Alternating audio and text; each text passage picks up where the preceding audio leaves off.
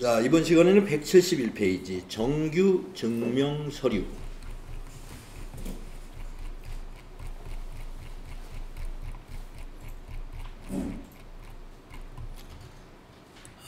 정규 증명 서류를 다른 표현으로 적격 증빙이라고도 합니다.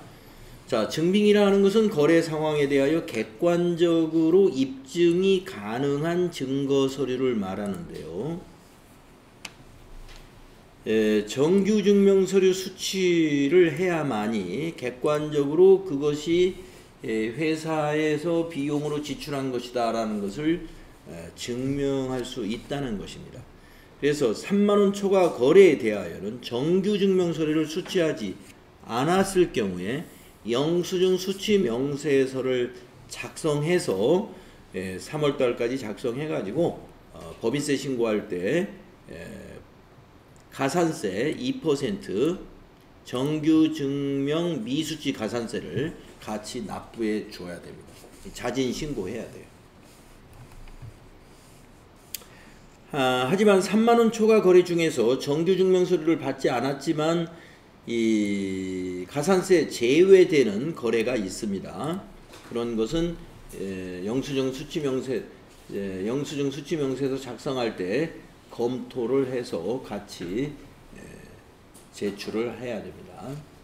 그러면은 우리가 이 객관적인 입증이 가능한 증거 서류라고 하는 정규 증명 서류는 4가지가 있는데 그 4가지가 뭐냐면 신용카드 매출전표 인정이 되고요. 등이라고 하는 것은요, 신용카드와 유사한 것을 다 여기에 포함한 거예요. 신용카드, 직불카드 뭐 이런 것들을 다 신용카드 매출전표로 봅니다. 현금 영수증이라는 거 있죠. 현금 영수증. 그냥 영수증하고 다른 거예요. 그냥 영수증은 문방구에서 팔고 있는 그 영수증을 그냥 영수증이라 하는 거고, 현금 영수증은 우리 현금 영수증 발급기 있죠. 국세청하고 연결되어 있는 거. 거기서 발행한 게 현금 영수증이에요. 그 다음에 세금 계산서, 그리고 계산서, 이렇게 되겠습니다. 그래서 이제 세금 계산서나 계산서도 이제 거의 대부분 다 전자로 발행을 하기 때문에, 다시 말해서 요 4개의 증빙은 말이죠, 온라인으로 바로 국세청에 전송이 일어나거나 그 다음 날까지 국세청에 보고가 되는 그러한 시스템이죠. 자, 그래서 지난번에 아마 여러분들 전표관리 평가시험 보실 때 정규 증명 서류 4가지 그리고 칸 채우기 문제 냈었죠. 자, 영수증 수취 명세서를 작성하는 거래는 어떤 거래를 작성하는 것인가? 다시 한번 읽어보겠습니다. 일정 사업자 외 거래 건당 3만원 초과한 거래, 즉 3만원 초과 지출 거래 시에는 정규 증명 서류를 수취해야 하며, 수취하지 않은 경우에는 지출 증명서류 미수취 가산세를 법인세 신고 시 납부해야 한다. 정규 증명서류를 수취하지 않은 경우 영수증 수취 명세서라는 양식을 제출해야 한다. 제출해야 하며, 일반 전표 입력 메뉴에서는 다음과 같이 해당 사항을 선택하여 입력해야 한다. 그러니까 영수증 수취 명세서는 검토할 목적으로 작성을 하는 거고요. 법인세 신고할 때 반드시 영수증 수취 명세서를 같이 제출은 안 해도 되도록 되어 있네요. 법인사업자 제출 의무 없음. 그러나 가산세는 내는 거예요. 가산세는 법인세 신고서 맨 앞에 영수증 미수취 가산세, 거기 해당 난이 있습니다. 거기다가 영수증 수취 명세서에서 집계된 금액을 거기다가 입력을 해가지고 2% 가산세 반영을 해서 해야 되고, 나중에 세무서에서 그 내용을 보자 하면은 그때는 보여줘야죠. 영수증 수취 명세서. 그래서 작성을 해서 보관을 하고 있어야 돼요. 회계감사 때 확인할 수가 있습니다. 이렇게 제출하며 일반 전표 입력 메뉴에서는 다음과 같이 해당 사항을 선택해서 입력해야 한다. 네, 한번 수행과제 한번 해보도록 하겠습니다. 해본 적 많이 있어요. 이거 FAT 1급에 이런 문제가 나오기 때문에. 자, 영업부 직원의 명함인쇄 대금을 현금으로 지불하고 다음의 영수증을 받았습니다. 이 영수증은 현금 영수증이 아니란 말이죠. 회사는 이 거래가 지출증명서류 미수지 가산세 대상인지를 검토하려고 한다. 어떻게 검토하면 될까요? 자, 거래 금액을 봐야죠. 거래 금액이 만약에 20만 원이 아니고 2만 원이다. 그러면 영수증 수취명세서 작성 안 합니다. 3만 원 초과 거래 아니니까. 네, 그런데 요건 지금 3만 원이 초과됐어요. 그런데 정기증명서류가 아니에요. 그러니까 작성 대상이에요. 거기다가 입력을 해야 돼요. 자, 그래서 회계 처리 먼저 하고 영수증 수취명세서 1과 2 서식을 작성을 하라는 수행 과제가 되겠습니다. 자, 그러면 우리가 현금으로 지불했으니까 출금전표로 작성하면 되겠고요. 명함인쇄는 도서인쇄비로 처리하면 돼요. 도서인쇄비. 근데 도서인쇄비인데 생산부 직원이 아니고 영업부 직원이니까 800번대 도서인쇄비 쓰면 된다는 거죠. 자, 날짜가 여기 9월 2일이죠. 자, 일반전표에 입력하십시오. 일반전표 날짜 9월 2일 출금 도서인쇄비 826번으로 하시고 거래처는 참고로 거기다가 기흥인쇄라고 거래처에다가 뭐 코드도 있네요. 코드로 넣어도 상관없어요. 기흥인쇄. 적요는 명함인쇄라고 6번 코드 만들어 놨네요. 적요에 명함인쇄대 지금 금액은 20만 원. 전표 입력은 이렇게 출금전표로 해서 차변의 도서인쇄비, 판매관리비 발생, 대변의 현금, 자산감소. 자, 그리고 영수증 수취명세서 작성하러 갑니다. 전체 메뉴에서 여러분 영수증 수취명세서가 FAT 1급에서는 여기 결산 재무제표의 맨 끝에 있었죠. 두 번째, 끝에서 두 번째로 올라갑니다. 맨 끝에 있는 경비등 송금명세서가 하나 메뉴가 추가됐어요. 경비등 송금명세서 작성하는 것도 뒤에서 나옵니다. 자, 영수증 수취명세서 클릭하셔가지고 거래날짜 23년 9월 2일 2023-0902 상호는 기흥인쇄 성명 김기흥 사업장은 서울 중구 퇴계로 126 사업자 등록번호 122 72 15417 거래금액은 20만원. 자, 9분에 지금 이 명함인쇄와 관련한 항목은 여기 없어요. 그래서 9분이 해당되는 내용이 없을 때는 엔터로 지나갑니다. 계정 코드는 도서인쇄비였잖아요. 더블 클릭해가지고 도서인쇄비를 검색해도 되고 코드를 알면 거기다 직접 입력해도 됩니다. 826번. 적요에는 명함인쇄 이렇게 써주면 되죠. 그리고 반드시 이 영수증 수취명세서 1번에 가가지고 그 20만원이 여기 명세서 제출 대상으로 이렇게 반영이 됐는가를 확인하시고 닫으면서 저장까지 이걸 닫으면서 저장하시겠습니까 해서 예 하는 것까지 잊어버리지 마세요. 네, 이런 거 우리 실습 FAT 1급에서 많이 해봤던 겁니다. 예, 그 다음 페이지에 173페이지에 있는 그 9분에 9분에 아까 해당 사항이 없어서 그냥 우리 지나갔잖아요. 그 9분에 있는 항목들 설명이 여기 쭉 나와요. 설명이. 그래서 그 9분에 있는 것들은 우리가 가산세 제외되는 것입니다. 가산세 제외되는 거. 우리 TAT 2급에서는 가끔 어떤 문제가 나오냐면은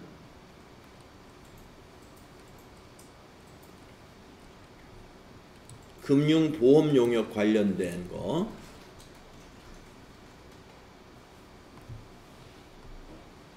경비 등 송금 명세서 제출에 해당된 거.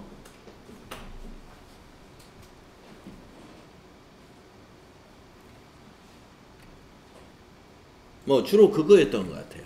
예. 뭐 다른 것도 나올 수 있습니다만은 제가 아마 그동안 나왔던 출제되었던 문제는 경비 등 송금 명세서 제출에 해당된 거하고 보험료 납부한 거 이런 것들입니다. 그래서 뭐 보험료 납부한 것은 정기증명서류 안 갖춰도 된다는 거죠. 그렇다고 해서 그 가산세를 내지 않는다. 보험증권으로 대체되는 거니까. 또 경비 등 송금 명세서라고 하는 게 있습니다. 요거에 대한 설명은 다음에 또 나옵니다. 자, 수행과제. 예, 지금 그게 바로 나오네요. 수행과제. 영수증 수취명세서 작성 거래. 예. 지금 아까 말씀드린 보험증권이 하나 있어요. 9월 4일 거래 한번 읽어볼게요. 영업부 승용차 자동차 보험 가입 증권이다.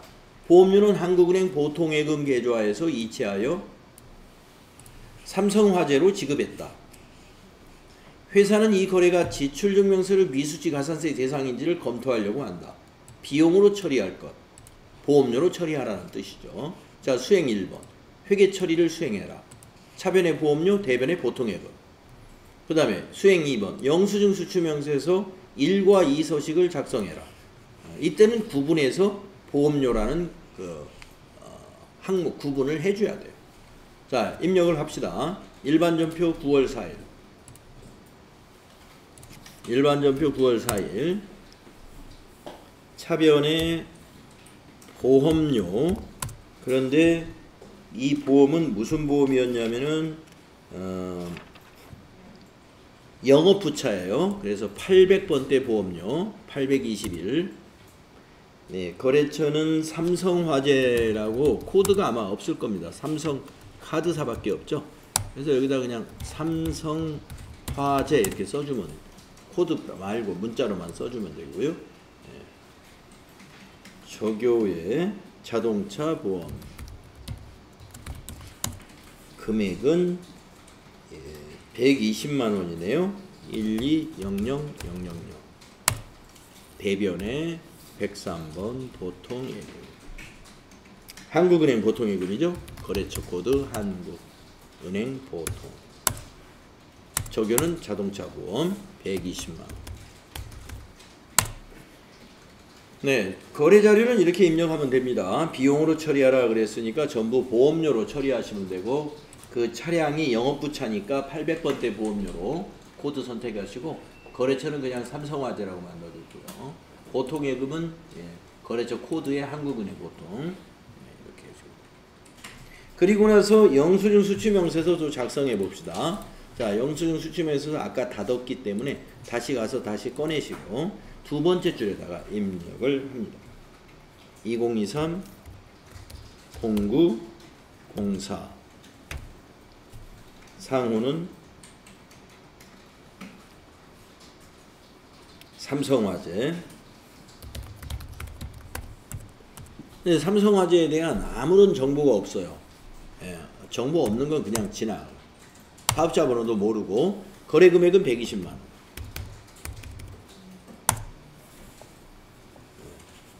삼성화재라는 것밖에 모르죠. 뭐 성명, 사업장 이런 거 없었으니까. 자, 구분해서 여기 16번을 클릭해 준다 이거예요. 금융보험용역. 그리고 계정 코드는 821번이었죠. 821번 보험료. 저기에다가는 승용 자동차 보험이라고 써줍니다. 자동차 보험. 자, 그런 다음에 요 120만원이 어디에 반영됐는지 영수증 수취 명세서 1번 탭을 눌러서 가서 보시면 아직 반영이 안 됐죠. 여기에 들어와 있어야 돼요. 금융보험용역 여기에 하고 여기에 반영이 돼야 되는데 아직 여기하고 여기에 반영이 안 됐죠. 이걸 클릭해 줍니다. 명세서 2 불러오기. 클릭하면 그때 반영이 되죠. 네. 그러면 닫으면서 저장하시면 돼요. 닫으면서 저장하시겠습니까? 예. 이렇게 반영시키는 거예요. 그래서 이런 스타일로 문제를 내기도 합니다. 아까 처음에 명함인쇄한 것은 구분에 해당이 없는 건이고, 지금 이 보험료 건은 구분해서 그 금융보험 용역이라는 걸 선택을 해야 맞는 거고, 이거는.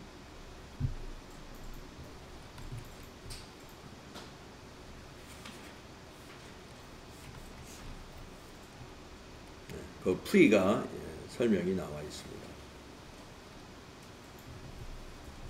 자, 이것과 관련해 가지고 175페이지에 경비등 송금명세서 문제가 나옵니다. 설명이 나옵니다. 이 경비등 송금명세서 작성 거래는 지금 방금 우리가 연습했던 이 영수증 수취명세서 작성 거래하고 관계되는 문제예요, 이게. 관계되는 문제. 자, 경비등 송금명세서라는 양식은 또 뭐냐? 내용을 읽어보시면 간이과세자로부터 부동산 임대 용역을 제공받은 거래라든가 부동산 중개 수수료 이런 지급하는 거래. 자, 우리가 부동산 임대 사업자도 간이과세자가 있다고 그랬습니다. 간이과세자 연간 4,800만 원 이하이면 부동산 임대사업자도 간이과세자가 될 수가 있어요. 그럼 간이과세자는 부동산 임대료를 내고 세금계산서 발급 못 해주죠. 간이과세자니까. 영수증 해준단 말이에요. 문방구 영수증.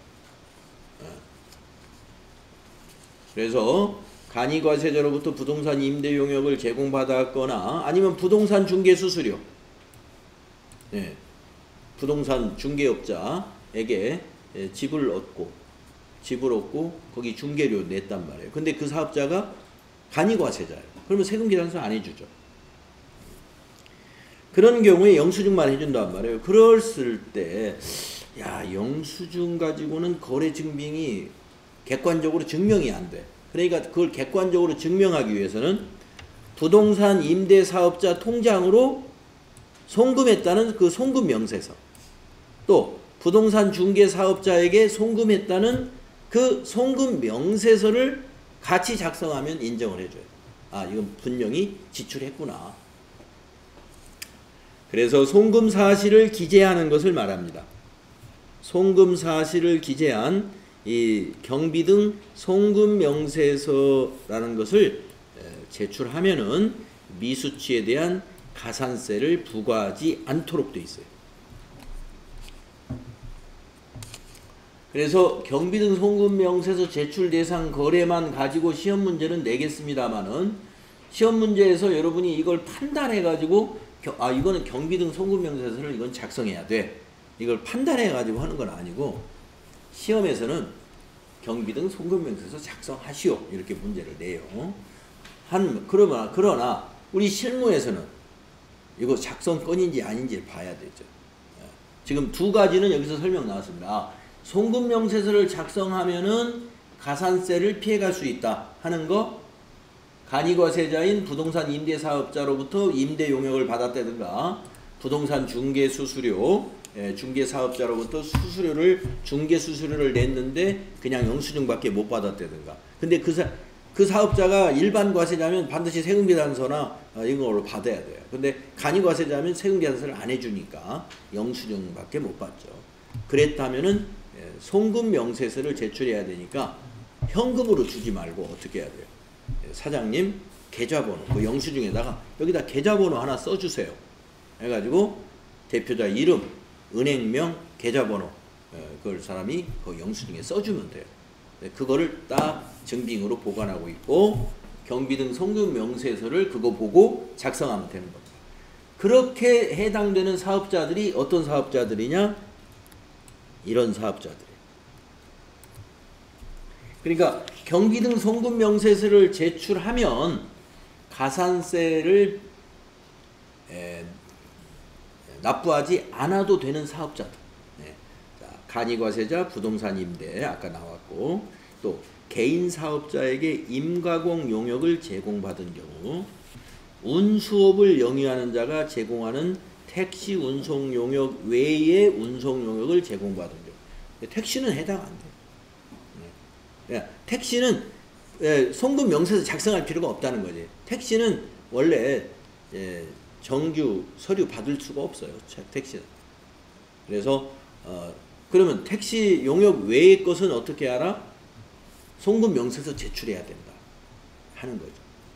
그래서 택시 외의 용역은 뭐예요? 용달차 같은 거죠. 용달차 같은 건 개인 사업자들이 많이 하잖아요. 되게 용달차도 뭐 영업을 잘하는 사람도 있겠지만 간이거세자가 많이 있습니다. 용달 사업자들은.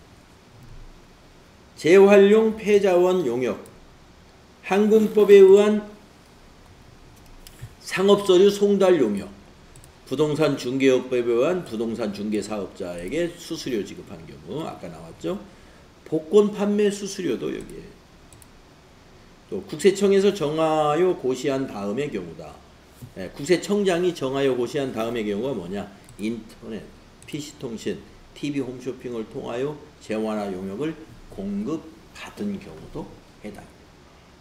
우편 송달에 의한 주문 판매를 통하여 재화를 공급받은 경우, 통신 판매로 구입한 경우도 여기에 해당이 됩니다. 통신 판매로 구입하고서 세금계산서 받기 힘든 경우 있죠. 그때 통신 판매자의 계좌번호로 입금시키고 송금명세서 작성하면은 비용으로 물론 인정받고 그 다음에 가산세도 안 내도 된다. 3만원 초과 거래를 하더라도. 이해되셨죠? 이런 경우에 한해서만 송금명세서를 제출하면 가산세가 적용되지 않는다. 이런 지식을 여러분이 알고 계시고, TAT 2급 시험에서는 송금명세서 작성하시오 하는 것만 그냥 작성하면 된다. 자, 이제 수행과제 한번 보겠습니다. 송금명세서 작성하라는 문제예요.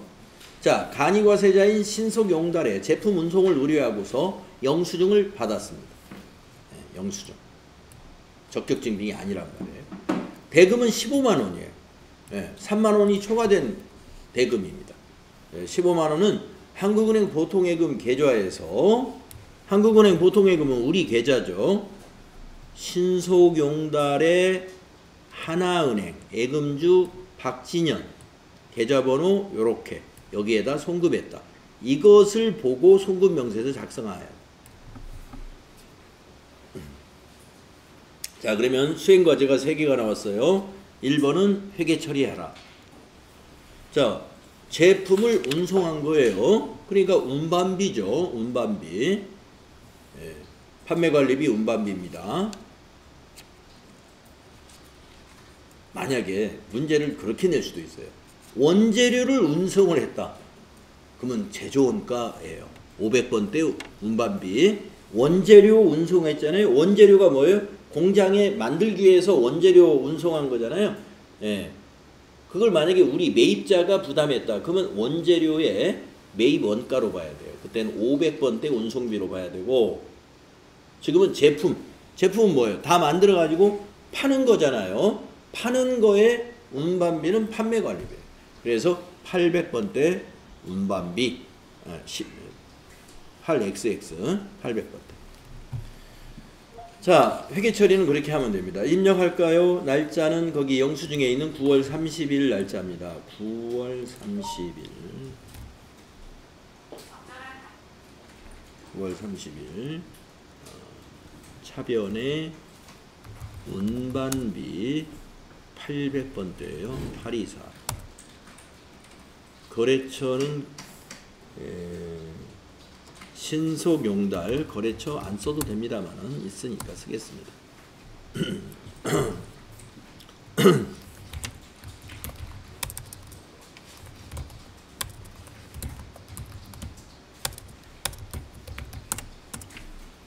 금액은 15만원. 대변이 103번 보통예금. 은행은 한국은행 보통. 금액은 15만원. 회계처리는 이렇게 하시는 거죠. 차변의 운반비 800번대. 재변의 보통예금 거래처는 한국은행 98000. 그리고 나서 영수증 수취명세서 작성합니다. 예. 영수증 수취명세서 세 번째 줄에다가 2023년 0930 상호는 신속용달, 성명은 박진현, 서울 은평구 가좌로 162, 사업자번호 124 60 2145, 거래금액 15만원. 자, 9분의 이거는 우리가 영수증 수취명 송금 명세서라는 걸 작성할 거거든요. 그래서 33번에 있죠. 송금 명세서 제출분, 이걸 클릭해줘. 33번 송금 명세서 제출분. 개정 과목은 운반비였죠.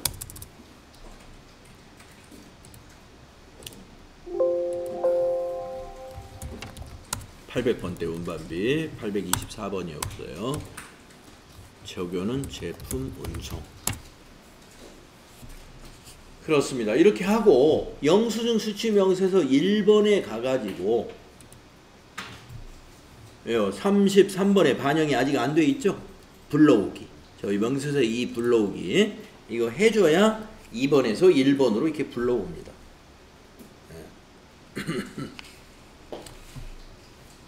그리고 나서 닫으면서 저장하시겠습니까? 예까지 잘 해주십니다. 그것이 1번이고요. 수행 2번은 뭐냐? 2번이고요. 수행 3번은 뭐냐? 경비등 송금명세서. 이것도 영수증 수취명세서 작성하는 요령하고 아주 비슷해요. 자, 전체 메뉴에 결산 및 재무제표의 맨 끝에 있는 거예요. 경비등 송금명세서. 거래날짜 2023 0930, 법인명 신속용달, 회사명이에요. 신속용달, 성명은 박진현, 사업자 124 60 2145, 거래내용 제품 운송, 거래금액 15만원, 송금일자 2023 0930. CD가 뭐냐? 그 송금을 한 은행 코드예요. 여기 더블 클릭을 하셔가지고 은행을 여기서 선택해 줍니다. 하나은행에다 입금했죠. 그래서 여기는 부분 검색에다가 하나하고 엔터 쳐가지고 하나은행 코드 081 확인해 줘야 돼요. 081 하나은행. CD를 더블 클릭해서 하나은행 부분 검색하시면 됩니다. 계좌번호는 아까 그 설명에 나와 있었죠. 501-5482-6242까지 6242. 일반적으로 계좌번호의 하이폰은요, 은행마다 그 하이폰 위치가 다르기 때문에 하이폰 넣어주는 게 맞습니다. 요렇게 작성하면 되는 겁니다. 그리고 요 경비등 송금 명세서는 위에 저장하기라는 단추가 이렇게 나와 있어요. 요걸 눌러서 저장하시겠습니까? 예, 이렇게 해주시면 이 창이 안 닫히면서 현재 그 화면에서 그냥 저장이 됩니다. 저장이 되어 있으면 저장하기가 비활성화되어 있고, 새로운 자료가 입력되면 여기가 저장하기가 활성화되어 있고, 이렇게 되죠.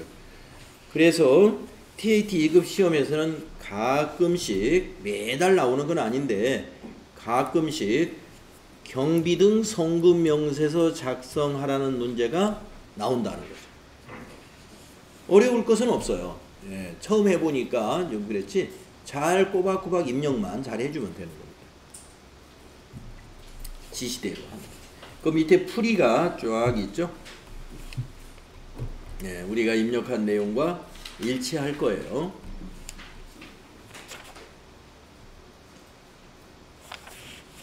네.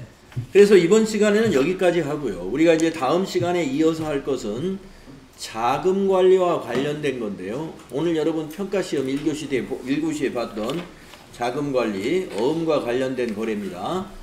그래서 여러분이 오늘 평가시험에서 어음과 관련된 거래에서 내가 오락가락 좀 했다 라고 한다면 다음 시간에 하는 이 어음과 관련된 거래, 여기가 어음과 관련된 거래 전체가 여기에 모아져 있어요.